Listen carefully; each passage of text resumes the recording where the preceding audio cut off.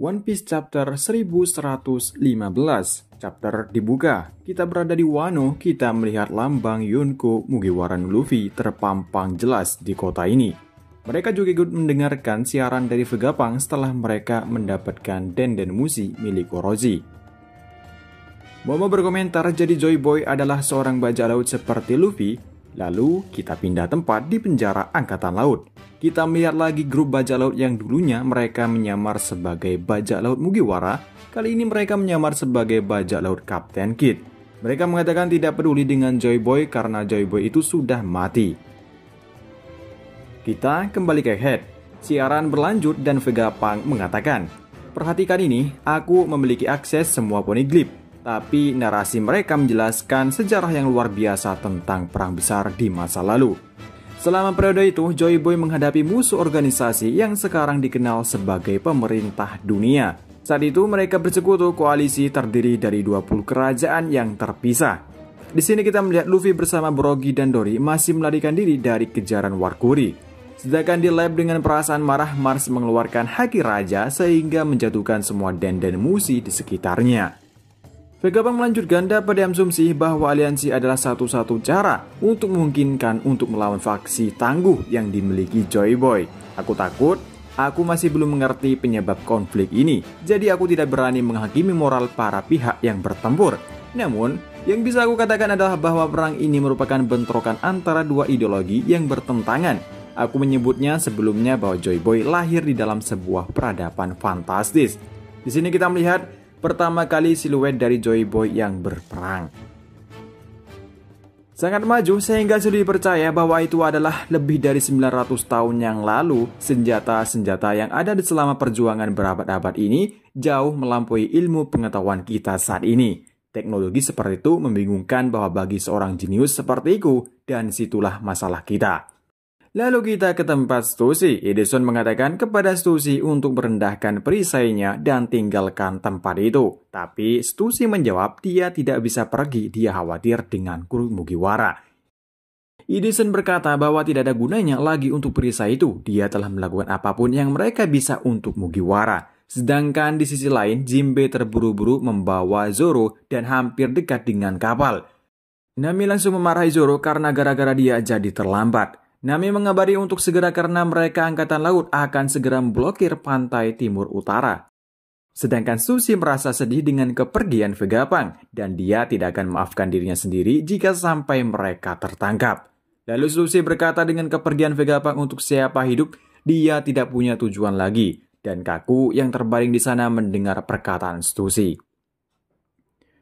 Lalu di tempat Bonnie mereka berusaha keras menghadapi Nozuro. Mereka mengatakan jangan sampai Nozuro menggunakan pedangnya karena dia bisa memotong apapun. Sedangkan Nozuro hanya lebih fokus untuk merasakan suara dari siput transponder yang dia cari. Ketika Nozuro akan menebas Bonnie, Franky segera menariknya sehingga Bonnie terhindar dari tebasan yang mematikan itu. Tebasan itu sampai motong kepala dari kapal bajak laut raksasa. Bonnie kembali ke ukuran normal, dia berkomentar tidak bisa mempertahankan perubahan wujud masa depannya. Sementara siaran mengatakan abad kekosongan berakhir setelah kekalahan Joy Boy, lalu Nozuro yang semakin geram, dia terbang ke langit meninggalkan Bonnie. Nozuro berkata, berapa banyak yang kau bicara Vegapunk? Setelah dia sampai di atas, dalam hatinya mengatakan terlalu banyak kehidupan di sini. Kemudian Nozuro langsung menebas dan membelah tepat di bawah Punk Record tersebut, sehingga orang-orang terperangkap di sana sebelumnya terbebaskan dan jatuh ke bawah. Siaran berlanjut. Kita semua tahu perjalanan antara pulau-pulau itu sangat sulit, lautan yang harus ditempuh begitu luas dan berbahaya. Kebanyakan orang puas hidup dan mati di tempat kelahiran mereka, tak pernah mengalami budaya selain budaya mereka sendiri. Itu adalah pengetahuan umum bagi kita sekarang. Tapi tidak seperti itu, 1000 tahun yang lalu sebuah bencana ekologis yang sangat besar terjadi selama abad kekosongan itu. Dan dunia kuno ditelan oleh lautan, kita sekarang hidup di atas sisa-sisa itu, fragmen-fragmen benua dari masa daratan yang pernah ada, dunia dari ribuan tahun yang lalu terkubur tak terlihat di dasar laut. Aku tahu, sulit untuk dipercaya hanya dengan kata-kataku saja, tapi memang benar adanya. Pada masa itu ada beberapa benua luas, perubahan dalam dunia ini menjelaskan bagaimana satu abad sejarah bisa ditutupi. Sebuah prestasi yang nampaknya hampir tidak mungkin. Tapi itu masuk akal ketika aku mempertimbangkan kesimpulan yang tak terbantahkan yang ditunjukkan oleh semua data. Dalam waktu 1 abad saja rata-rata permukaan laut naik secara mengagumkan yaitu 200 meter. Kita melihat semua reaksi orang-orang di berbagai tempat. Ada yang hanya menertawakan Vegapunk kalau itu hanyalah cerita yang bualan. Ada juga yang tidak menyangka kalau itu terjadi berapa banyak orang yang akan meninggal. Siaran berlanjut. Itulah yang menimbulkan pertanyaan bagaimana dan mengapa banjir sedemikian itu terjadi. Secara alami, kecenderungan pertama kali mungkin adalah mengasumsikan itu adalah semacam bencana alam. Namun, aku bisa katakan dengan pasti bahwa itu bukanlah sesuatu yang seperti itu. Itu adalah bencana buatan manusia. Jika bencana itu disebabkan oleh alam, akan ada catatan yang menunjukkan tanda-tanda peringatan awal beberapa abad sebelumnya. Ini adalah peristiwa yang mengubah dunia secara serius bagaimanapun juga. Tetapi semua penelitianku tentang meteorologi, geologi, ekologi, dan ilmu atmosfer mengkonfirmasi bahwa tidak ada pembangunan alami semacam itu.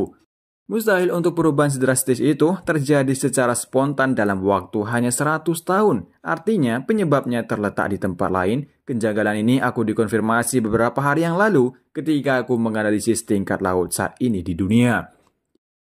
Ini akan sulit untuk diterima, tapi bencana itu 800 tahun yang lalu disebabkan oleh teknologi senjata kuno yang mampu menenggelamkan dunia. Dan tampaknya kekuatan yang sama tersebut masih ada, hanya menunggu untuk digunakan lagi. Dengan kata lain, perang besar yang menghancurkan dunia selama abad kekosongan masih berlangsung. Kita melihat di akhir chapter mata air Musama yang menatap tajam. Dan berakhir chapter kali ini. Di chapter ini, Vegapunk menceritakan tentang Joy Boy yang melawan 20 kerajaan sekaligus. Dan juga kelelahan dari Joy Boy, kemudian dia menceritakan bahwa dunia akan tenggelam oleh lautan. Dan itu bukan karena bencana alam melainkan senjata manusia atau senjata kuno yang dulunya juga menenggelamkan lautan.